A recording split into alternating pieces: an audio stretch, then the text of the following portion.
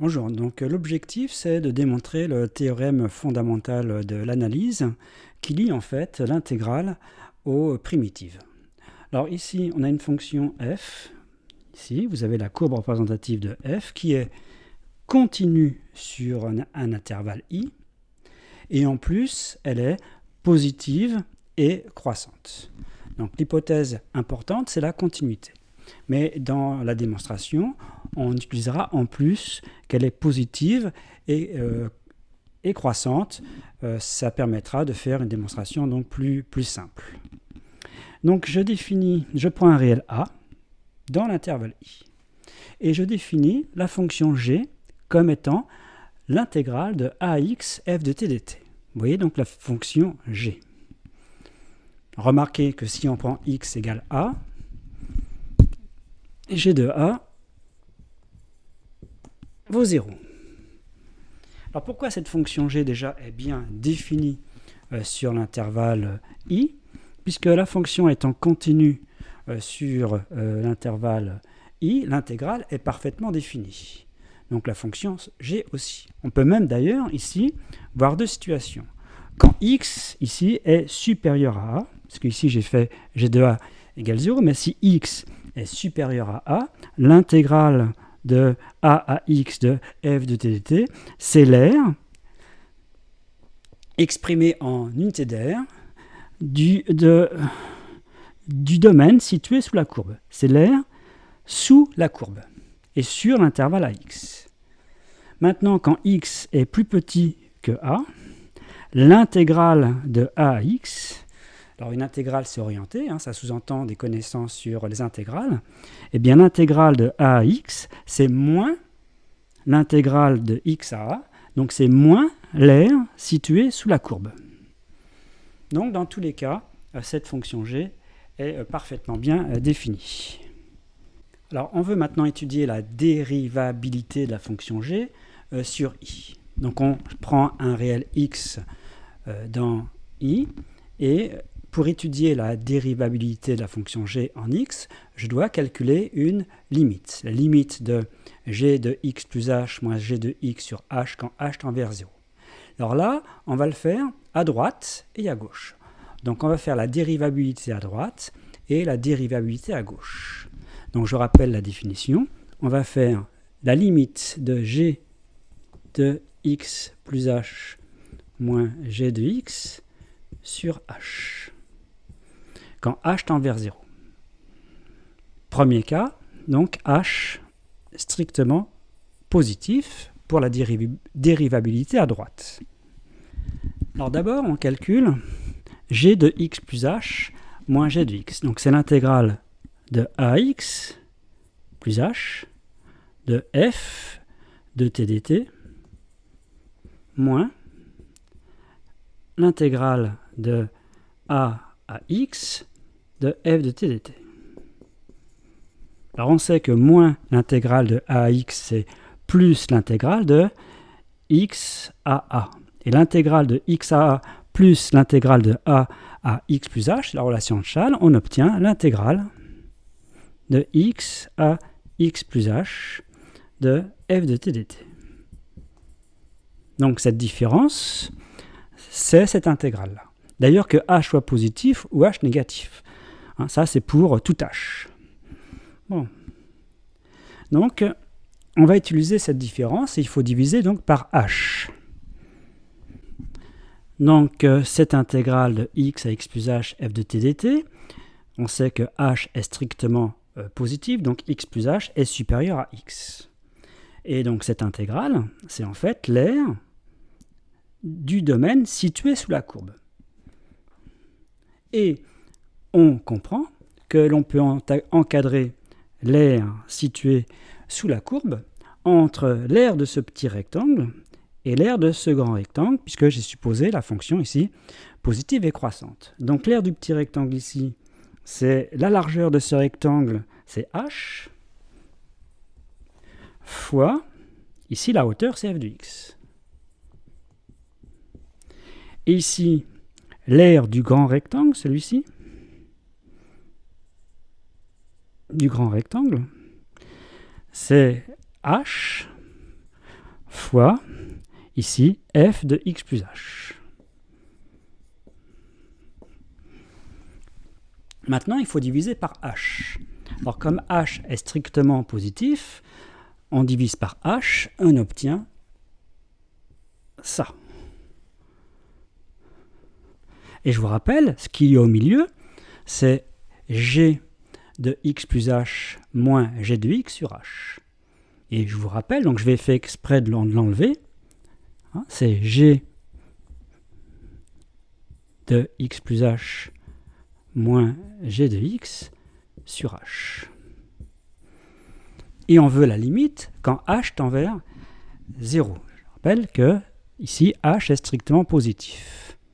Or, quand h tend vers 0, x plus h donc tend vers x. Que fait alors f de x plus h? Alors c'est là qu'on utilise la continuité. Je rappelle la définition de la continuité directement. Quand la continuité dit que quand une fonction f est continue ici en petit x, la limite de f de x plus h quand h tend vers 0, c'est f de x. Donc là, c'est la continuité. Continuité, il faudrait quand même le marquer en rouge. Donc voilà, quand h tend vers 0, f de x plus h tend vers f de x, parce que f est continue en x. Elle est continue en x parce qu'elle est continue sur i, et x est dans i. Et là, vous voyez, vous avez encore une fois le théorème des gendarmes. Vous avez ici f de x, et vous avez ici quelque chose qui tend vers f de x.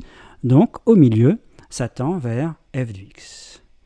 Ce qui démontre que la fonction g est donc dérivable à droite de x, et la dérivée à droite, le nombre dérivé à droite, g', on peut le noter comme ça, le nombre dérivé à droite, g' d de x, c'est f de x. Bon, alors maintenant, on va le faire à gauche.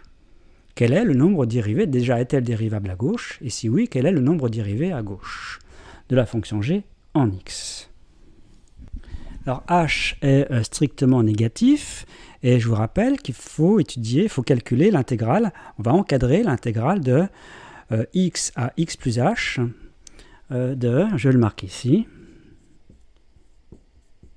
f de t dt.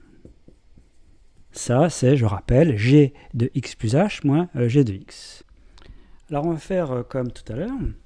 Ici, on va encadrer l'aire sous la courbe par l'aire de deux rectangles. Donc, l'aire sous la courbe, comme x plus h, c'est plus petit que x, c'est l'intégrale, non pas de x à x plus h, mais l'intégrale de x plus h à x.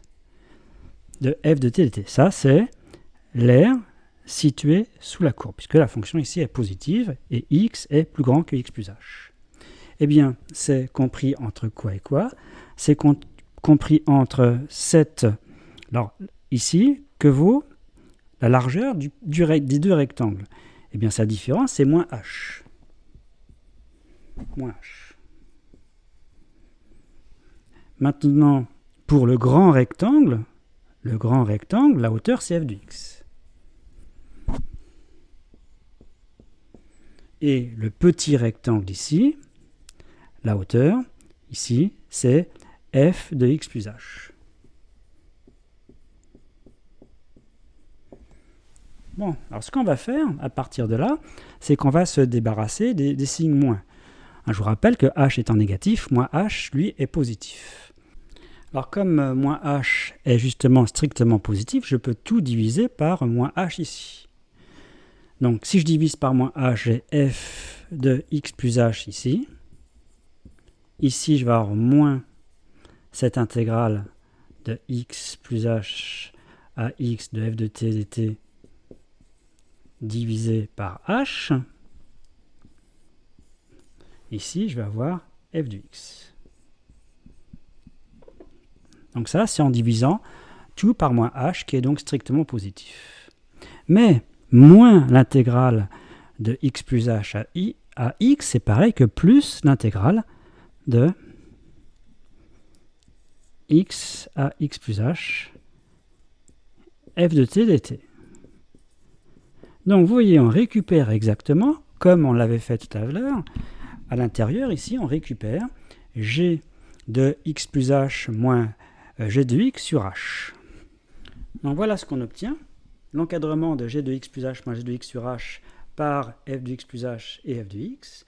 Maintenant, on fait la limite quand h tend vers 0, donc ça c'est f de x. Et ça tend vers f de x, puisque la fonction f, elle est continue en x. Donc du coup, théorème des gendarmes, ce qu'il y a au milieu tend également vers f de x quand h tend vers 0. Or, ce qu'on obtient au milieu, c'est donc le nombre dérivé à gauche de la fonction g. Et c'est également f de x. Conclusion. La fonction g, elle est dérivable à droite et à gauche. Le nombre dérivé à droite et le nombre dérivé à gauche sont égaux, c'est f de x. Donc, la fonction g est dérivable en x et sa dérivée, c'est f de x. Donc, on a démontré que g' de x, c'est f de x. Alors, on en tirera tout un tas de conséquences. Une remarque avant de tirer les conséquences de ça, c'est si x était une des bornes de l'intervalle, imaginez que ce soit un intervalle borné, hein, et on aurait la borne inférieure, et bien dans ce cas-là, on ferait uniquement la dérivabilité à droite. Et si c'était de l'autre côté, on ferait uniquement la dérivabilité à gauche. Bon, mais on obtient le fait que g' de x, c'est f de x. Alors, que signifie cette égalité pour tout x dans i, sachant en plus que g de a, ça vaut 0. Donc, si on se réfère au cours sur les primitives, ça veut dire que g est la primitive de petit f sur i qui s'annule en a. C'est une traduction de ces deux choses-là. C'est la primitive de petit f sur i qui s'annule en a. Donc, première conséquence, déjà quelque chose qui est remarquable, c'est que f est continu. Et on a démontré que, alors on avait pris effectivement que la fonction f était positive et croissante pour simplifier la démonstration. Mais de façon générale, la seule hypothèse utile, de façon générale, c'est que f soit continue sur i. Et ça démontre qu'une fonction continue sur un intervalle admet donc des primitives. On en a trouvé une, la fonction g, c'est une primitive de la fonction petit f. Donc on a trouvé une primitive. Et la primitive, on l'a obtenue comme étant l'intégrale de ax de f de t dt. C'est celle qui s'annule en petit a. Ça, c'est la première conséquence. Toute fonction continue sur un intervalle admet des primitives. Voilà, c'est cette fonction, c'en est une. Maintenant, si je prends n'importe quelle autre primitive grand F de petit f sur i, je sais exactement comment on obtient les autres primitives à partir d'une. Il suffit de rajouter une constante. Donc si je prends une autre primitive, on sait que petit f, c'est g plus une constante. Bien, et je vais faire le calcul de grand F de B moins grand F de A, où A et B, en fait, désignent deux réels quelconques dans I. Donc, si on fait la différence, ça fait G de B plus K moins G de A plus K, donc la constante K, elle saute, ça fait G de B moins G de A. Or, G de A, par construction, ça vaut 0, donc ça fait G de B. Et G de B, c'est l'intégrale de A à B.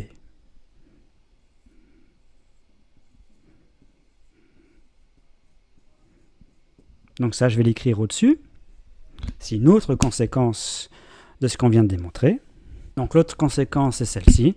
C'est que l'intégrale de A à B de f de t dt, c'est grand F de B moins grand F de A, où grand F désigne une primitive quelconque de petit f sur I.